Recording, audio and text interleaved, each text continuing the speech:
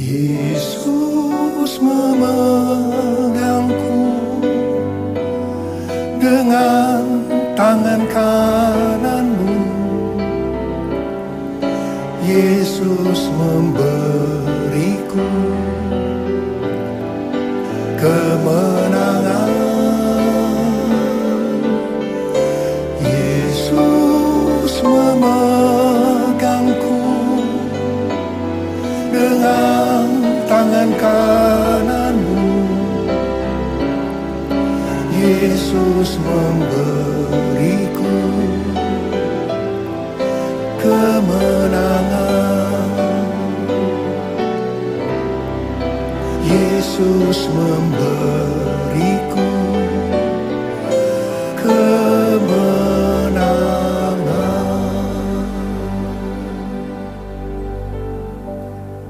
Shalom, saudara-saudara yang dikasihi Tuhan. Dari tanggal 3 Oktober 2016 sampai dengan 20 September 2017, kalender Ibrani memasuki tahun 5777 yang disebutkan tahun Ain Sain. Ain adalah angka 70 yang berbicara tentang sebuah mata. Kalau kita melihat Mazmur 32 ayat 8 dan Mazmur 33 ayat 18, maka mata Tuhan tertuju kepada kita, yaitu orang-orang yang takut akan Dia dan berharap akan kasih setianya. Tuhan mau mengajar, menasehati, dan menuntun jalan yang harus kita tempuh. Ajaran, nasihat, tuntunan Tuhan bisa kita mengerti hanya kalau mata kita tertuju kepada Dia. Orang yang takut akan Tuhan dan yang berharap hanya kepada kasih setianya, pasti matanya senantiasa tertuju kepada Dia. Melalui arti angka Zain atau angka 7, Tuhan akan mengajar, menasihati, dan menunjukkan jalan yang harus kita tempuh. Saudara, tahun 5777 adalah tahun penuaian, tahun pedang, tahun peperangan, tahun penyembahan. Untuk terjadinya penuaian jiwa yang terbesar dan yang terakhir sebelum kedatangannya yang kedua kali, pedang Tuhan akan turun. Ini akan memurnikan gerejanya dan penghukuman bagi dunia. Peperangan rohani akan terjadi lebih dahsyat dan kita harus keluar sebagai pemenang. Gaya hidup kita harus sebagai penyembah-penyembah, yaitu orang yang hidupnya intim dengan Tuhan. Hidup di dalam doa, pujian, penyembahan dalam unity siang dan malam. Dan pesan Tuhan bagi kita harus menjadi prajurit-prajurit Tuhan yang gagah perkasa, yang mempunyai gaya hidup berdoa, memuji dan menyembah Tuhan dalam unity siang dan malam, dan melakukan kehendak Tuhan pada zaman ini. Untuk menjadi pemenang-pemenang dalam peperangan rohani ini, maka kita perlu memperhatikan hal-hal sebagai berikut. Yang pertama, 2 Timotius 2 ayat 3 dan 4 berkata, bahwa kita sebagai prajurit Tuhan yang gagah perkasa harus siap menderita. Dan kita yang sedang berjuang tidak memusingkan diri kita sendiri dengan soal-soal penghidupan. Supaya dengan demikian kita berkenan kepada komandan kita. Yang kedua, sesuai dengan Efesus 6 ayat 11 sampai dengan 13.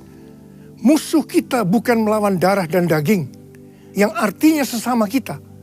Tetapi musuh kita adalah iblis dan antek-anteknya. Kekuatan iblis adalah tipu muslihatnya. Tetapi kelemahannya, kalau kita mengenakan seluruh perlengkapan senjata Allah, dia pasti kalah. Yang ketiga, baca, hafalkan, dan perkatakan Mazmur 91. Di sini dikatakan kalau kita menjadikan Tuhan sebagai tempat perlindungan kita, sebagai kubu pertahanan kita, dan hati kita melekat kepada Dia, maka Tuhan berjanji Dia akan membentengi, menolong, melepaskan kita dari sakit penyakit, panah api dari si jahat, jerat penangkap burung, dan kedahsyatan malam. Yang keempat, Wahyu pasal 2 dan pasal 3 adalah pesan Tuhan Yesus kepada 7 gerejanya. Pesan ini bukan hanya untuk gerejanya pada waktu itu saja. Sebab 7 gereja ini berbicara tentang gereja Tuhan sepanjang masa, termasuk gereja masa kini.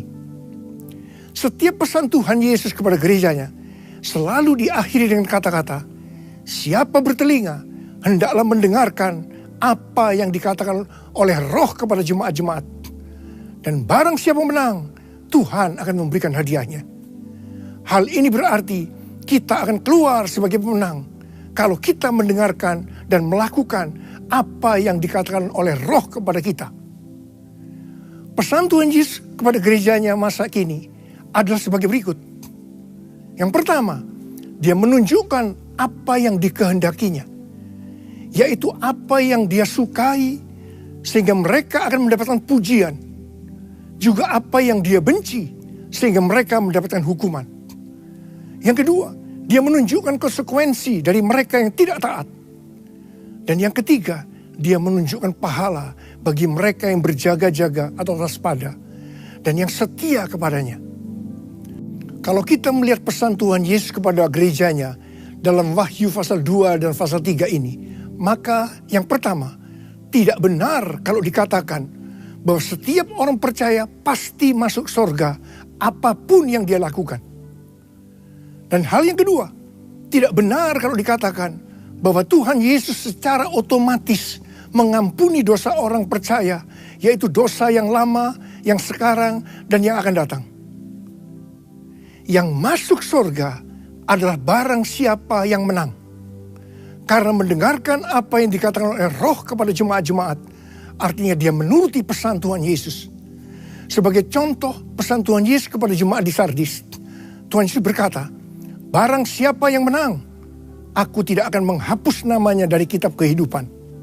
Berarti nama mereka ada di dalam kitab kehidupan. Tetapi kalau kalah, namanya akan dihapus dari kitab kehidupan itu. Saya berdoa, saudara dipakai sebagai penuai-penuai jiwa yang dahsyat. Karena saudara-saudara keluar sebagai pemenang. Saya mau berdoa buat saudara. Mari angkat tangan saudara. Kau berkati anak-anakmu semua Tuhan. Hamba berdoa, biarlah mereka semua keluar sebagai pemenang-pemenang. Tuhan terima kasih. Berkat-Mu melimpah buat anak-anak-Mu. Berkat-Mu melimpah buat anak-anak-Mu. Terima kasih Tuhan. Dalam nama Yesus. Dalam nama Yesus. Amin.